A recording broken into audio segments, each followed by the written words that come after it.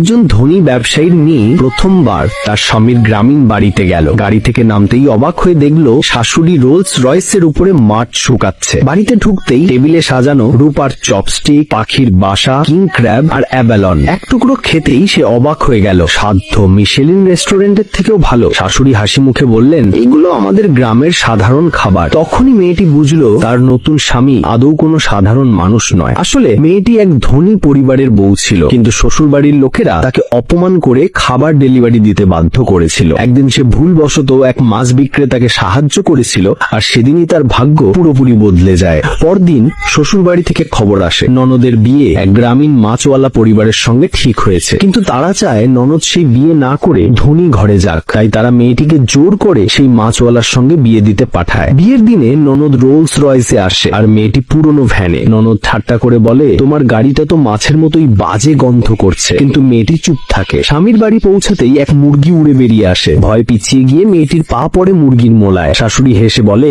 চল মা, ঘরে এসো। ভেতরে গিয়ে মেয়েটি ভেবেছিল এখন গ্রামের লোকেরাও বেশ স্টাইলিশ হয়ে গেছে। ঠিক তখনই তার স্বামী 3 চাকার সাইকেলে করে ফিরলো। দুজন একে অপরের দিকে তাকাতেই চিনে ফেললো, সেই তো সেই মাছ বিক্রেতা যাকে সে একদিন সাহায্য করেছিল। স্বামী বলল, আমি তোমার জন্য একটা উপহার এনেছি। জানো, আমার কখনো প্রেমিকা ছিল না, তাই জানতাম না কি দিলে ভালো লাগবে। সে একটা প্যাকেট এগিয়ে দিল। মেয়েটি খুলে দেখলো ভেতরে সোনার বালা। তারপর শাশুড়ি বললেন, আমাদের অবস্থা তেমন ভালো নয়, আশা করি তুমি তুচ্ছ ভাববে না। মেয়েটি মনে মনে বলল, যদি এটাকেই খারাপ অবস্থা বলা হয় তাহলে পৃথিবীতে দারিদ্র বলে কিছু নেই। তখন স্বামী হাসতে হাসতে পকেট থেকে একটা ব্যাংক কার্ড বের করলো। এতে $1 বিলিয়ন আছে, তুমি যা খরচ করতে চাও করো। সে অবাক হয়ে জিজ্ঞাসা করলো, তোমাদের বছরে কত রোজগার? স্বামী মাথা চুলকে বলল, বেশি না, বছরে কয়েকশো বিলিয়নই। তখন মেয়েটি বুঝলো সে কোনো সাধারণ মাছবালাকে নয়, একজন গোপন কোটিপতিকে বিয়ে করেছে। অন্যদিকে ননদ যে ধনী ছেলেকে বিয়ে করেছিল শাশুড়ির প্রিয় ছিল না। সে যখন একটু ভুল করত